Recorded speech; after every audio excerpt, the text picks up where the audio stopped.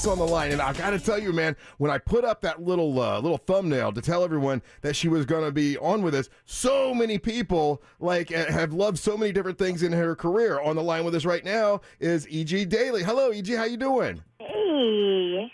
Hi, how's it going? Hey, we're doing wonderful. You know, I made a little thumbnail thing to put up on our website to let people know you were calling today, and I put up something with the Buttercup. I put Buttercup up, and then I put up what's the other little character? Tommy Pickles. Yes. And you know what? Tommy Pickles, Rugrats? You know what most people were excited about? They remembered you from Phoebe's Playhouse. That's what most people are like, oh my God. It's Dotty. Yeah. So yeah, Dotty. Yeah, would you guys go to the drive-in with me? yeah, that's right. So how long have you been an actress? How long have you been acting? Gosh, probably since I was a little kid. I was doing commercials when I was really young, although I didn't work at all. I just was going on those auditions, hating it. And then it wasn't until I was maybe 15 or 16 where I booked a Laverne and Shirley on the guest star on a Laverne and Shirley, and then I started working. And then right after high school, I started doing a lot of movies, culty films. And then I went on to Valley Girl and Pete's Big Adventure, and I did a guest star on Friends, and and then all those other movies just started kicking in. And then I did Rob Zombie movies, 31, Devil's Rejects. Yeah, super fun. And Valley Girl, that was with Nicolas Cage, right?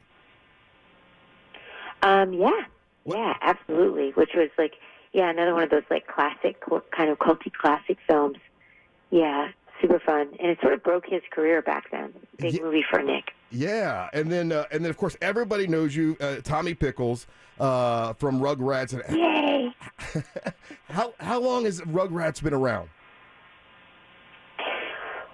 Well, we did it for 14 years back a while ago. It's been over 30 years. It's just hit just crossed its 30-year anniversary mark. So we did it for 14 years, and we took a long break, and then they got pick-up reboots. So we're doing brand new episodes that are all out on Paramount Plus, and we just finished doing season 2 of a brand new reboot, and they're all CGI, and it's pretty cool. Pretty cool. That is really cool. Yeah, Angel, a question for E.G. Daily. E.G., you have absolutely one of the coolest, eclectic careers I've ever seen in Hollywood, with the acting in front of the camera, the voice work with animation, and also recording music, being a music artist. How did these things come to you, or how were they presented to you? How do you get to being a backup singer in Human League, to doing some other work in that industry? How did all that happen? Just being in Hollywood? I mean, I guess I have to say it's a flow thing. I just sort of try to really keep doing what I do well, just work on my voice, work on my skills. I try to really just be good at what I do, and then somehow I was also just super ambitious, and I'd run into people, and I would just try to make contact, because a lot of it is just being in flow. Someone says, have discipline, which means stay doing the things you love, and keep staying focused on just being good at what you do, instead of sometimes the focus is I've got to make it, I have to be famous, but actually, you want to be really good at what you do so that when you do have the opportunities, you can nail it.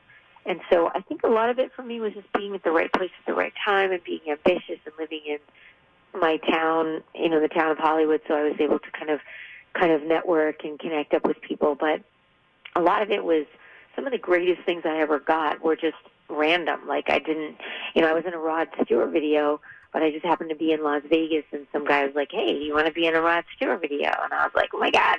Or, be in line at the movies, and someone would hear me goofing around, and then they'd be like, hey, do you want to be in this movie?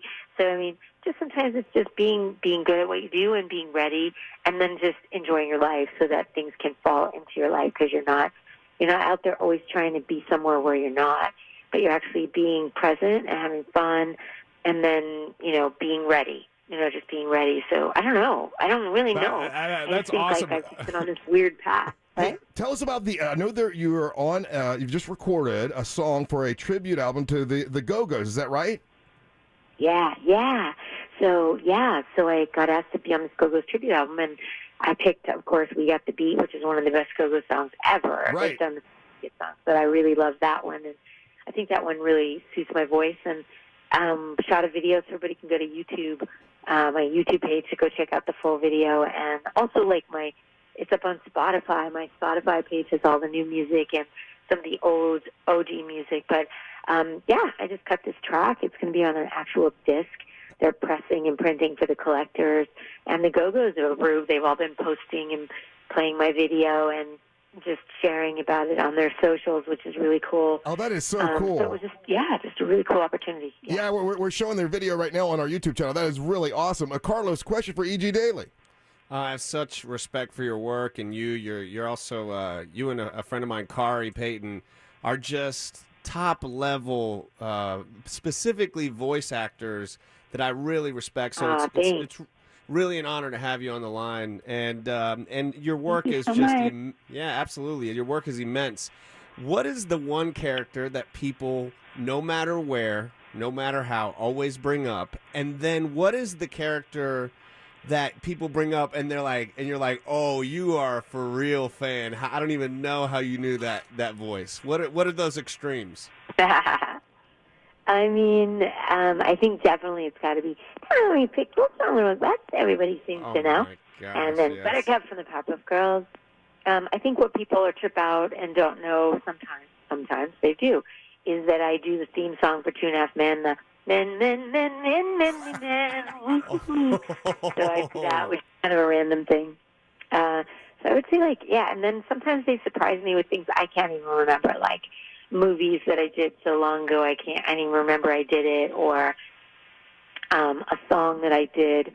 I think I was on a Phil Oakey song once. Somebody might have brought that up. It's like, you were on a Phil Oakey song, or it's very random, guys. I never know what it's going to be. It's crazy because she's the voice from Babe. The pig Babe. Oh, that's Yeah. right. Yeah. The beautiful little voice. That's right. Oh my gosh. But I'm 41, and EG, I remember when Rugrats premiered. It was a big night. It was a Friday or Saturday night, and we were all freaking out. And and that show, to live on to this day, that's just like what you dream of, like when you start this gig, right? To have a character that goes through decades. Yeah, it's pretty awesome. But you can't really plan that. You never think I'm going to do this character that's going to last forever. You just I never think like that. I just sort of do the job, and then I move on, and then all of a sudden they're like, oh, the thing is getting an Emmy, and now you're going to be doing season 5, or you just never know what's going to take off. And so I think for me, I try to just keep moving forward,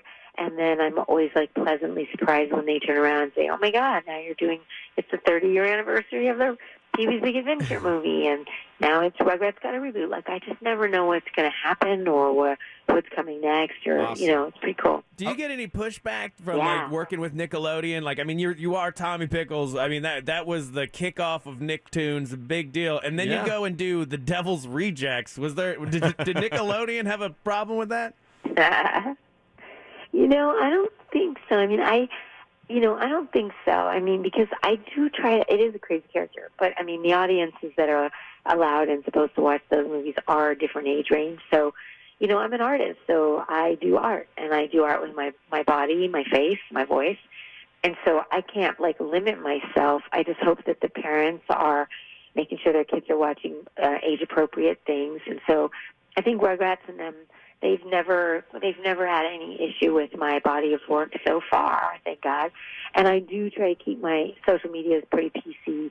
My TikTok is real fun. Real AG Daily's on TikTok, and Real AG Daily on Instagram. You guys can all follow me. But I try to keep it pretty PC. It's if you go on there, it's fun.